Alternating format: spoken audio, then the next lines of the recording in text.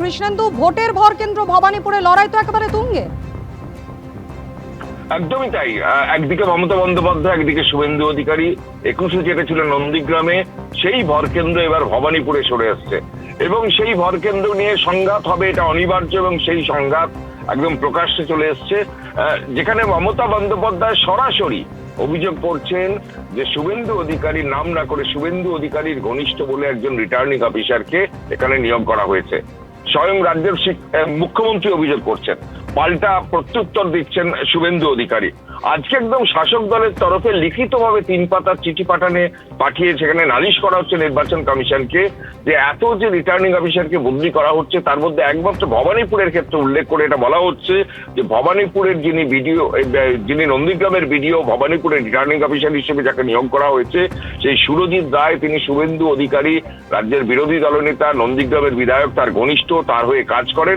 এমনকি একটা তালিকা পর্যন্ত সেই চিঠিতে দেওয়া হয়েছে যে কোন সাল থেকে কোন তারিখ থেকে কোন তারিখ পর্যন্ত তিনি ওই নন্দীগ্রাম 2 ব্লকের বিডিও হিসেবে কাজ করেছেন। এবং সুতরাং এই যে নিয়োগ, সেই নিয়োগ উদ্দেশ্য প্রণোদিত। তার যেহেতু শুভেন্দু অধিকারী এবার ভবানীপুরের প্রার্থী, বিজেপি প্রার্থী, সুতরাং তাকে সুবিধে করে দেওয়ার জন্য এটা করা হচ্ছে। সুতরাং এই নিয়োগকে বদলাতে হবে, প্রত্যাহার করতে হবে। অর্থাৎ তুমি জানো, একদিকে আজকেই শুভেন্দু অধিকারী এবং অভিষেক বন্দ্যোপাধ্যায় নন্দীগ্রামে পাশাপাশি আজকে একটা মিটিং, একটা সভা, এবং পাশাপাশি ভবানীপুর যেটা ভরকেন্দ্র আজ এবারের বিধানসভা নির্বাচনের, তাকে নিয়েও একদম সংঘাত পর্ব, কমিশনের নালিশ পর্যন্ত চলে গেল। ধন্যবাদ কৃষ্ণেন্দু।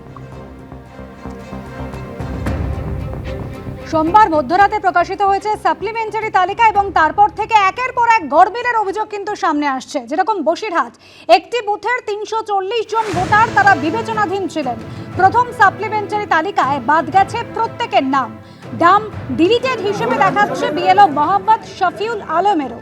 বসিরহাট 2 নম্বর ব্লক, সেখানে বড় গোবরা গ্রামের 5 নম্বর বুথে এই ছবি ধরা পড়েছে। আমরা ভোট যদি আমাদের নাম ঠিক না হয়, আমরা একটা ভোট করতে দিচ্ছি না।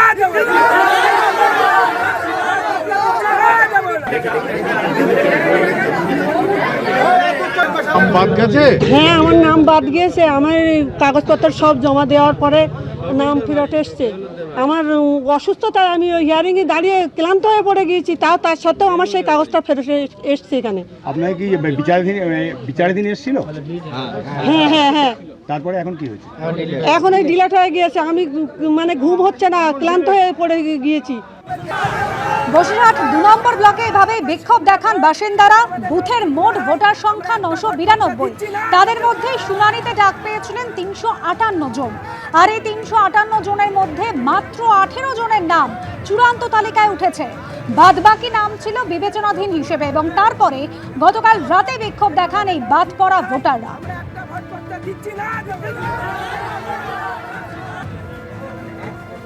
সমস্ত ডকুমেন্টস ঠিক থাকা সত্ত্বেও আমাদেরকে আন্ডার অ্যাডজুডিকেশন, তারপরে ডিলিটের খাতায় ফেলিয়ে দিয়েছে।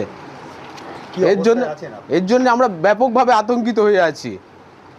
টোটাল রাত্রে ঘুম পর্যন্ত বন্ধ হয়ে গেছে। কাল 11টা পর্যন্ত চেক করছি অনলাইনে, পেলাম না কিছু। তারপর সকালে উঠে দেখছি হঠাৎ করে সবই ডিলিট।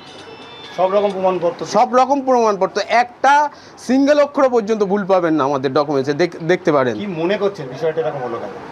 বিষয়টা এটা উদ্দেশ্য প্রণোদিতভাবে হয়েছে। আরও একটা বিষয় বলবো, আমাদের এখানে কিছু মাইনরিটি ভোট, হিন্দু ভোট ছিল, 5টা ভোট ছিল, সেই 5টাই খুঁটে রিকভার করে দিয়েছে। ভোটাররা অভিযোগ করছেন শুনানিতে তারা গিয়েছিলেন এবং যথাযথ নথিপত্র কিন্তু জমা দিয়েছিলেন, কিন্তু তারপরেও নাম কিন্তু ওঠেনি। বসিরহাটের একটি বুথ 340 জন ভোটার ছিলেন, প্রত্যেকের নাম কিন্তু ডিলিটেড দেখাচ্ছে। এমনকি বিএলও মোহাম্মদ শফিউল আলম, তার নামও কিন্তু ডিলিটেড হিসেবে দেখানো হয়েছে এই সাপ্লিমেন্টারি লিস্টে। গতকাল রাত্রে পাবলিশ হয়েছে এবং সেটা আমার হাতে এসেছে আজকে সকালবেলা। সেখানে দেখি যে কজন হিয়ারিংয়ে গিয়েছিল সেই 340 জনই ডিলিট হয়ে গেছে। এর মধ্যে অধিকাংশের ক্ষেত্রে আমাদের এই বুথটা খুব এডুকেটেড বুথ, 5 নম্বর বুথ, ছোটো এরিয়া, কিন্তু হেড বেশি, ভোটার সংখ্যা অনেক। তো সেই 952 জনের মধ্যে 340 জন আন্ডার এডুকেশন হয় এবং 340 জনই পরবর্তী সময় আজকে সকালে দেখি যে ডিলিট হয়ে গেছে। তার মধ্যে আমি নিজেও আছি। আমি নিজেও সার্ভিস করি, প্রাইমারি স্কুল শিক্ষক, সন্দেশখালী সার্কেল। এবং আমার পরিবারের অনেকেই আছেন যারা 2002 সালের ভোটার, তাদের 48 জনকে ডিলিট করেছে। এবিপি আনন্দ, এগিয়ে থাকে, এগিয়ে রাখে।